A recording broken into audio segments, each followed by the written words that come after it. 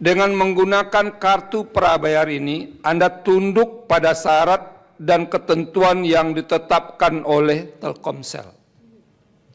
Tapi orang tidak menemukannya di sini loh Pak. Nah itu kan jadi ruang gelap jadinya. Ini saya sudah 2 kali beli nih Pak. Di sidang sebelumnya beli juga, entah di mana ditaruh. Hari ini saya beli lagi untuk membuktikan ini. Terima kasih Pak Ketua. Saya sedikit, tidak banyak-banyak. Pertama, tadi hampir semua provider sependapat atau sepaham bahwa sebetulnya kalaupun ada sisa dianggap seperti barang, tidak juga ada keuntungan yang diperoleh oleh para provider. Itu semuanya hampir mengatakan seperti itu. Saya bisa menerima asumsi itu atau anggapan itu, penjelasan itu, tapi kan ada kerugian dari pelanggan. Nah, mengapa ini penting dikasih garis bawah, meskipun para penyedia jasa tidak rugi, tidak beruntung, tapi kan ada pihak yang rugi. Nah, ini kami dalam konteks Mahkamah Konstitusi ini kan tugasnya melindungi hak konstitusional warga negara. Dan oleh karena itu, tolong kami dibantu penjelasan oleh para penyedia jasa, kira-kira para penyedia itu tidak untung memang kalau itu benar, tapi bagaimana agar mereka tidak rugi? Nah itu kan harus dicarikan jalan keluarnya. Mereka berpikir dari sisi mereka, sudahlah tanpa memikirkan kesulitan yang ada di penyedia jasa, ini mereka tidak boleh rugi. Begitu mereka belinya 100.000, baru dipakai 40.000, karena sudah ketemu 30 hari, hilang duitnya 60.000. Itu cara hitungan yang sederhana. Karena ini kan ada juga pemohonnya adalah pengguna penyedia jasa ojek online. Nah mereka berhitung 60.000 itu banyak loh.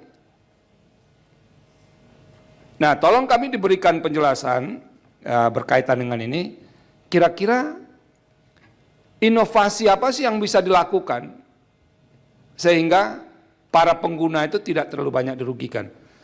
Satu, yang kedua, saya ingin penjelasan dari provider atau penyedia jasa ini adalah,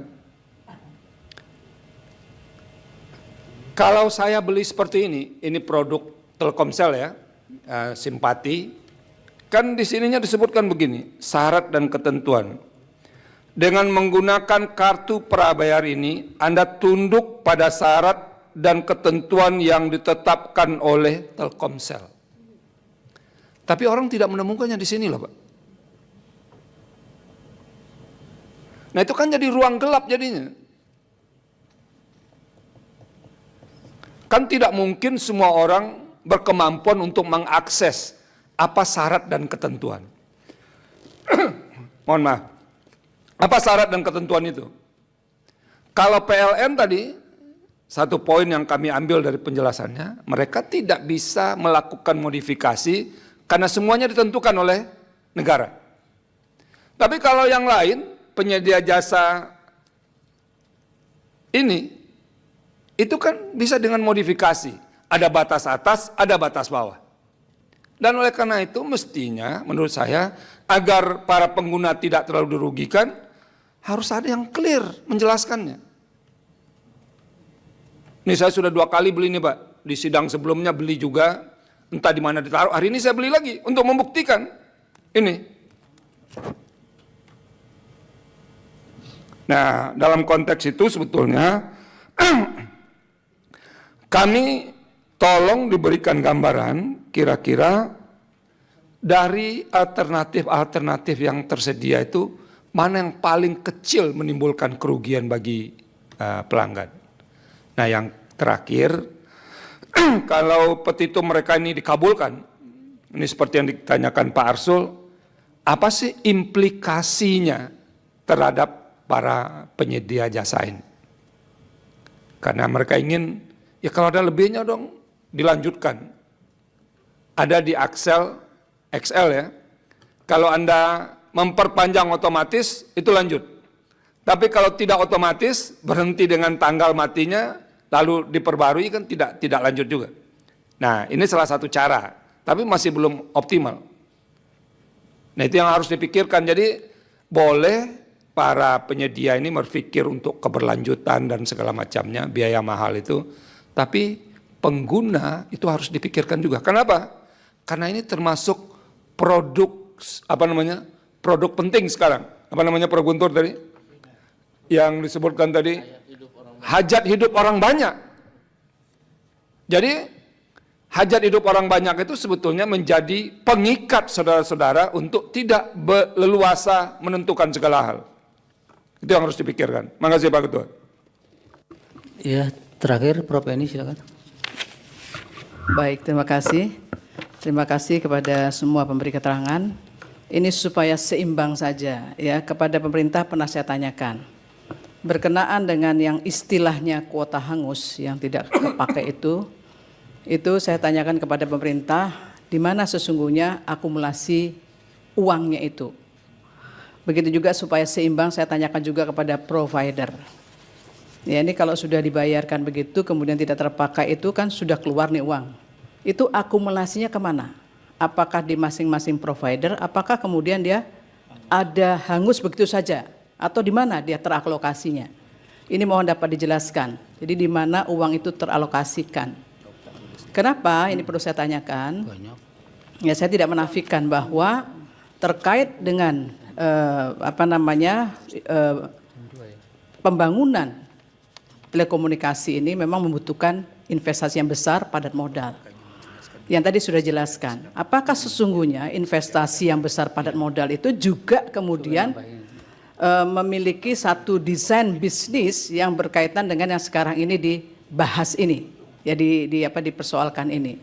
Ya, artinya ini bagian dari proses bisnis juga sebetulnya begitu, yang dikalkulasikan lewat model istilahnya kuota hangus itu. Itu mohon nanti bisa dijelaskan soal itu.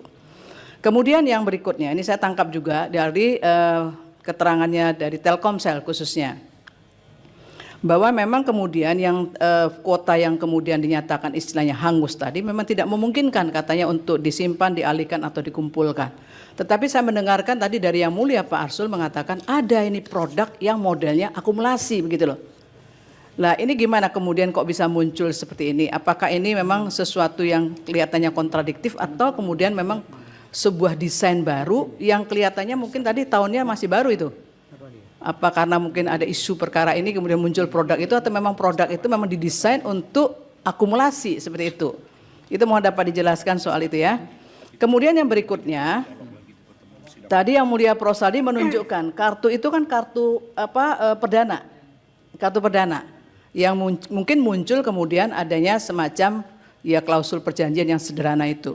Bagaimana kemudian ketika proses untuk memperpanjang itu kan tidak selalu dengan model seperti itu, tapi kita bisa kemudian secara online. Itu di mana letaknya yang kemudian dikatakan di dalam Indosat mengatakan ini ada parameternya yang sudah disepakati. Apa di mana tak kesepakatan itu untuk mengatakan ada parameternya kemudian ini yang menjadi pengikat di antara para pihak itu. Itu juga mohon nanti bisa diberikan keterangan tambahan. Itu saja dari saya singkat. Terima kasih. Subscribe, share, like, and comment. Subscribe, share, like, and comment. Subscribe, share, like, and comment.